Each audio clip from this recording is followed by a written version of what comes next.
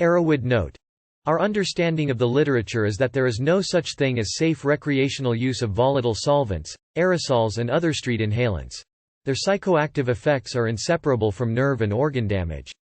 We have chosen to include these reports to help document the real-world use of inhalants, but their inclusion is not intended to imply that they are anything but dangerous. Before I begin my experience, I feel I should state just how lucky I am to be alive. I spent 6 or so months inhaling. Inhaling became a daily routine. For me it was an escape, an addiction, and easy access. I would inhale with friends, I would do it alone. Though it's a lot scarier alone, and strongly cautioned against. I liked the feelings it gave me and the strange images I saw. At the time it felt so great, though I was constantly in a daze, unaware of my surroundings and low on energy. As I look back on the many hours I spent inhaling spray paint and gasoline, I wonder why I never slipped into a coma. But I am happy for staying as sane as I did. The worst experience I had was late one night when my friends and I huffed gasoline, straight from the gas can. It took about a minute of constant huffing to get a real buzz and only a few minutes later to have your whole perception changed. Colors became brighter and more beautiful, and for me music became much louder. With 4 of us and only 2 gas cans, we had to take turns huffing. The hours passed by quickly and were interrupted by many hallucinations. I remember distinctly becoming numb in my fingers, and as I crawled across the floor on my hands and belly I was constantly repeating, "I'm walking on my toes. Look at me, I'm walking on my toes."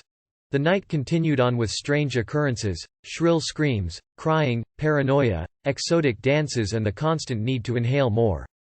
The night ended after cold showers, with more deathly screams, paranoia, and most importantly scarred fingers. The gasoline slowed my awareness, reaction time, and killed my sense of everything. My friend threatened us with a knife that night and I, highly intoxicated, grabbed the knife, more like grabbed the blade, with my bare hand. This act sliced 3 of my fingers open, and at the time I didn't even know I was bleeding until my friend had said, "Oh my God, you're bleeding." Even after I knew that, I simply ignored it and cowered to the floor, and I was dragged to the bathroom. Yes, I have regrets on inhaling.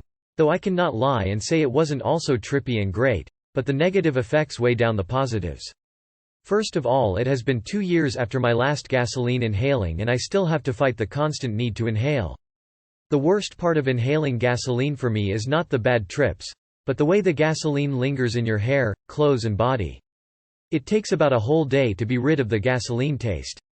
Even if you've been inhaling for a short time, such as 6 months, you may find that gas stations make you KC in a matter of seconds.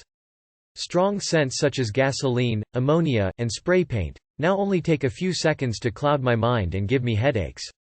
I've noticed that of the 4 people I was with that night, I am the only one who is now without glasses, seeing how they each obtained poor eyesight shortly after inhaling. Now my asthma has increased. My memory has been cut down, and inside of me is a constant cloudiness.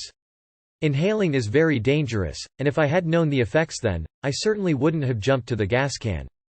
I can only recall bits and pieces of my inhalant experiences, and most of it seems like a dream, but the white scars on my fingers prove how real and scary inhalants can be.